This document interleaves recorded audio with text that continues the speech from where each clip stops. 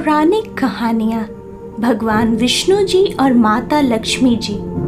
एक बार भगवान विष्णु जी शेष नाग पर बैठे बैठे बोर हो गए और उन्होंने धरती पर घूमने का विचार मन में किया।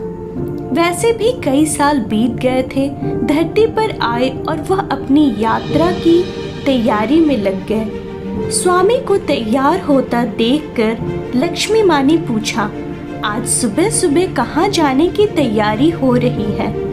विष्णु जी ने कहा, हे लक्ष्मी, मैं धरती लोक पर घूमने जा रहा हूँ। तो कुछ सोचकर लक्ष्मी माँ ने कहा, हे देव, क्या मैं भी आपके साथ चल सकती हूँ? भगवान विष्णु ने 2 पल सोचा, फिर कहा, एक शर्त पर। तुम मेरे साथ चल सकती हो। तुम धरती पर पहुंचकर उत्तर दिशा की ओर बिल्कुल मत देखना। इसके साथ ही माता लक्ष्मी ने हाँ कह के अपनी मनवा ली और सुबह सुबह माँ लक्ष्मी और विष्णु भगवान धरती पर पहुंच गए। अभी सूर्य देवता निकल रहे थे। रात बरसात हो कर हटी थी। चारों ओर हरियाली ही हरियाली थी। उस समय चारों ओर बहुत शांति थी और धरती बहुत ही सुंदर दिख रही थी और माँ लक्ष्मी मंत्र मुग्ध होकर धरती को देख रही थी और भूल गई कि पति को क्या वचन देकर आई है और चारों ओर देखती हुई कब उत्तर दिशा की ओर देखने लगी, पता ही नहीं चला। उत्तर दिशा में माँ लक्ष्मी को एक बहुत ही सुंदर बगीचा नजर आया। उस तरफ से भीनी भीनी खुशबू आ रही थी और बहुत ही सुंदर सुंदर फूल खिले थे। यह एक फूलों का खेत था और माँ लक्ष्मी बिना सोचे समझे उस खेत में गई और एक सुंदर सा फूल तोड़ लाई। लेकिन यह क्या, जब माँ लक्ष्मी भगवान विष्णु के पास वापस आई तो भगवान विष्णु की आंखों में आंसू थे और भगवान विष्णु ने माँ लक्ष्मी को कहा कि कभी भी किसी से बिना पूछे उसका कुछ भी नहीं लेना चाहिए और साथ ही अपना वचन भी याद दिलाया।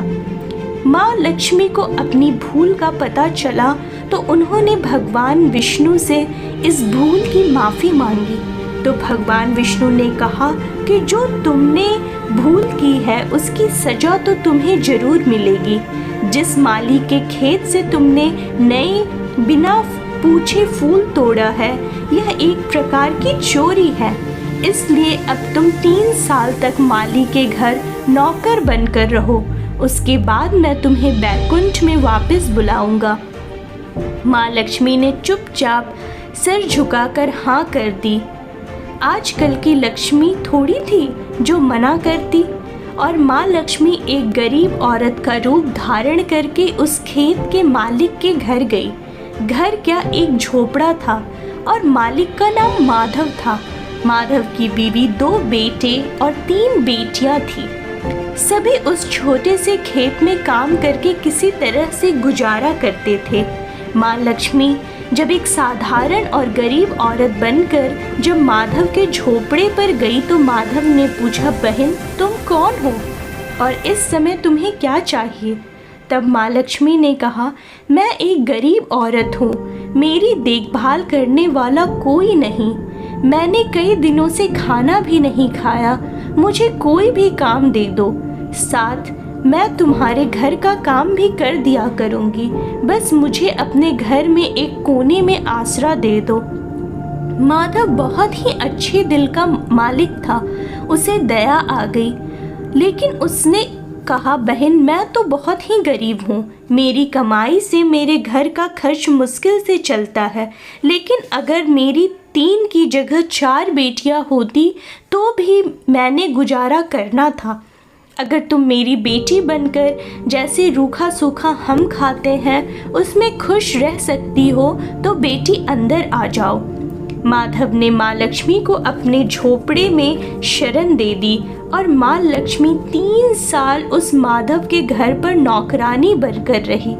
जिस दिन माँ लक्ष्मी माधव के घर आई थी उससे दूसरे दिन ही माधव को इतनी आमदनी हुई फूलों से कि शाम को एक गाय खरीद ली फिर धीरे धीरे माधव ने काफ़ी ज़मीन खरीद ली और सब ने अच्छे अच्छे कपड़े भी बनवा लिए और फिर एक बड़ा पक्का घर भी बनवा लिया।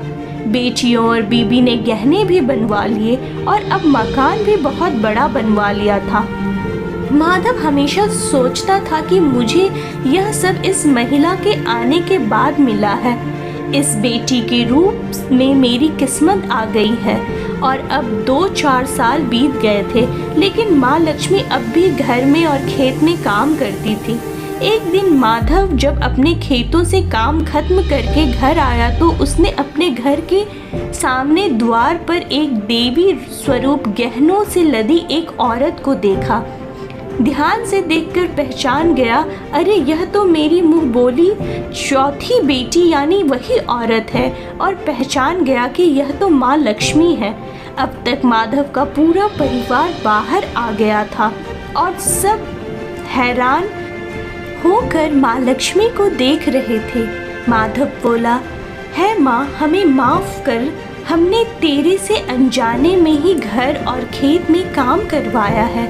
माँ, यह कैसा अपराध हो गया है, माँ हम सबको माफ़ कर दे।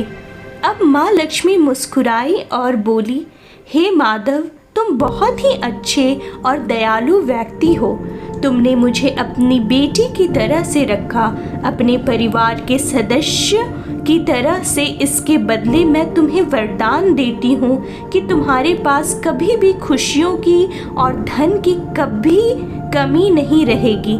तुम्हें सारे सुख मिलेंगे जिसके कि तुम हकदार हो। और माँ अपने स्वामी के द्वारा भेजे रथ में बैठकर वापस बैकुंठ चली गईं।